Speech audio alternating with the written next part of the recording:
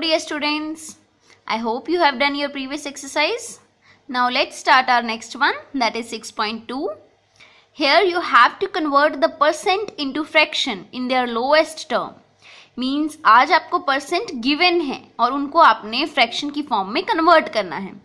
So students, I hope आपको remember होगा कल हमने क्या किया था, किसी भी फ्रैक्शन को परसेंट में कन्वर्ट किया था. तो उसके लिए आपका स्टेप क्या था, एक तो आपने परसेंट साइन यूज कर लिया लास्ट में और एक आपने इस फ्रैक्शन को 100 से मल्टीप्लाई कर दिया था.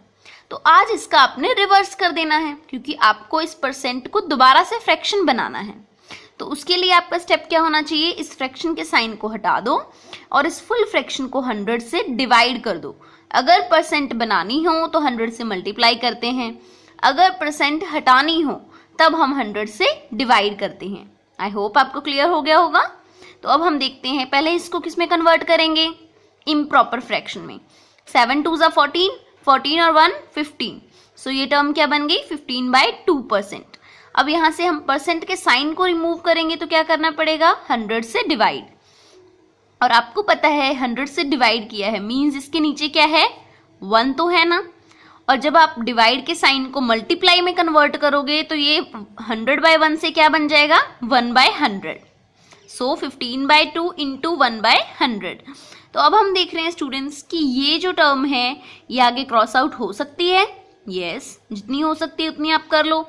जैसे ये जाएगी 5 की टेबल पे, तो 5 3 ज़ा 15 और 5 को जब हम 20 से मल्टीप्लाई करते हैं तो क्या आता है, 100.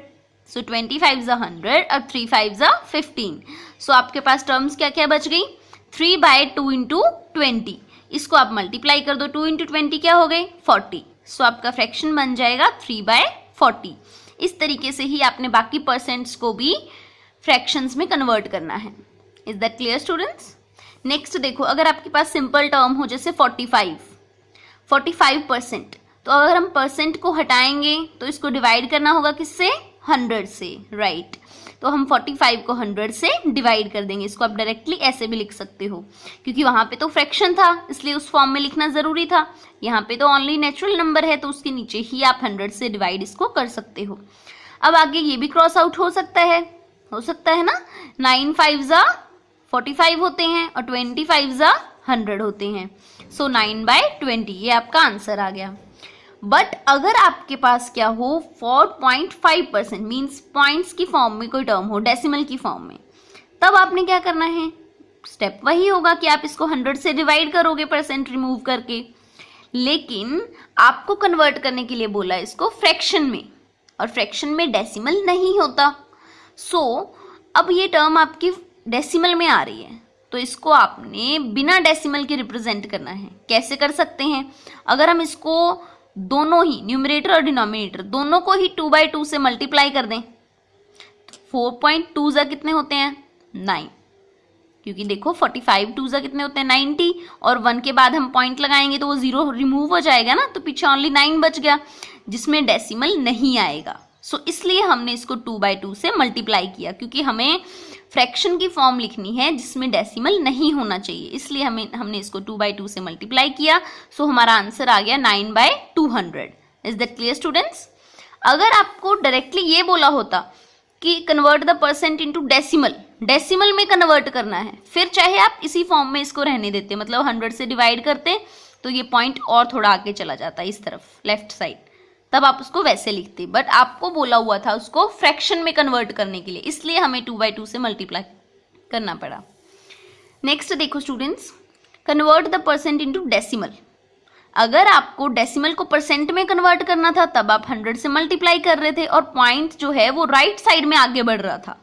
बट अगर आपने इसको परसेंट को दोबारा से डेसिमल बनाना है तब आप उसको 100 से डिवाइड करोगे. जैसे यहाँ पे 17% है तो 17% में से परसेंट को हटाओगे तो 100 से आप डिवाइड कर दोगे.